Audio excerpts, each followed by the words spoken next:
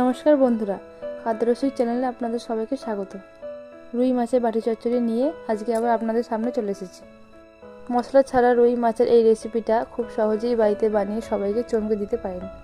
খেতে কিন্তু অসাধারণ লাগে। তো চলুন দেখে নেওয়া যাক আজকের রেসিপিটা। রান্নাটা করার জন্য প্রথমে আমি একটা মাঝারি সাইজের বাটিতে কিছুটা পরিমাণ জল দিয়ে দিচ্ছি। জলটা হালকা গরম হয়ে গেলে এর মধ্যে ছোট ছোট করে কেটে রাখা আলুর টুকরোগুলো দিয়ে দিচ্ছি। এবার দিয়ে দিচ্ছি 3টে বড় সাইজের পেঁয়াজ কুচি।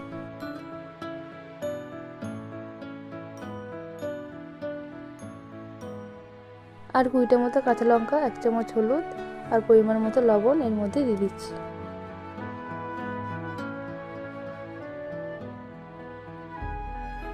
এবার এখানে আমি 50 থেকে 60 গ্রামের মতো সরষের তেল দিয়ে দিচ্ছি।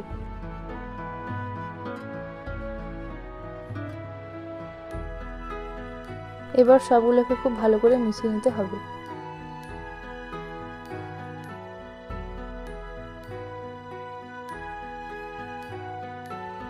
রান্নাটা হতে থাকুক, এদিকে আমি মাছটাকে ছোট ছোট টুকরো করে কেটে নিয়েছি।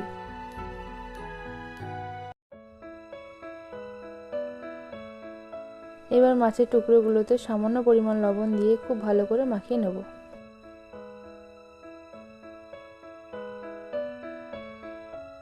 এদিকে রান্নাটায় আলুটা যাতে তাড়াতাড়ি সিদ্ধ হয়ে যায় সেই জন্য আমি 5 মিনিটের জন্য একটু ঢাকা দিয়ে দেবো।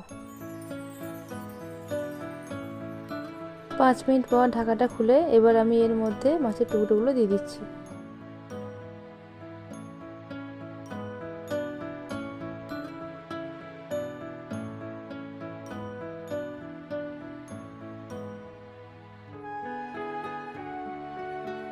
মাছের টুকরোগুলো আলুর সাথে খুব ভালো করে মিশিয়ে নিতে হবে যাতে তেলের আর লবণের ফ্লেভারটা মাছের মধ্যে ঢুকে যায়।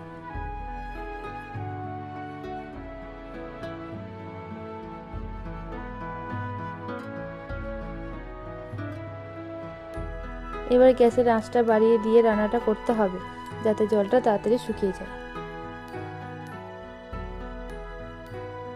জলটা শুকিয়ে এসেছে, আমি একটু নাড়াচাড়া করে নেব। এখানে বেশি নাড়াচাড়া করা যাবে না, মাছের টুকরোগুলো ভেঙে যেতে পারে।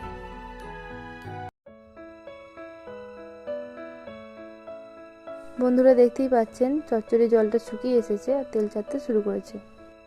আমার লবণটা কম হয়েছে তাই এখানে সামান্য পরিমাণ লবণ দিয়ে দিচ্ছি। আপনারা লবণটা চেখে নিয়ে আপনাদের স্বাদ মতো লবণটা দিয়ে দেবেন।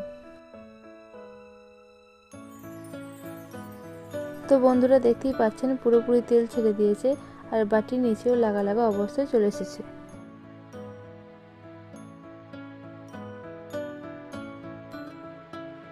তৈরি হয়ে গেছে দুর্দান্ত স্বাদের রুই মাছের বাটি চচ্চড়ি। তো বন্ধুরা ভিডিওটা ভালো লাগলে লাইক করবেন আর অবশ্যই চ্যানেলটা সাবস্ক্রাইব করে দেবেন। আজকের মতো এটুকুই, দেখা হচ্ছে পরের ভিডিওতে।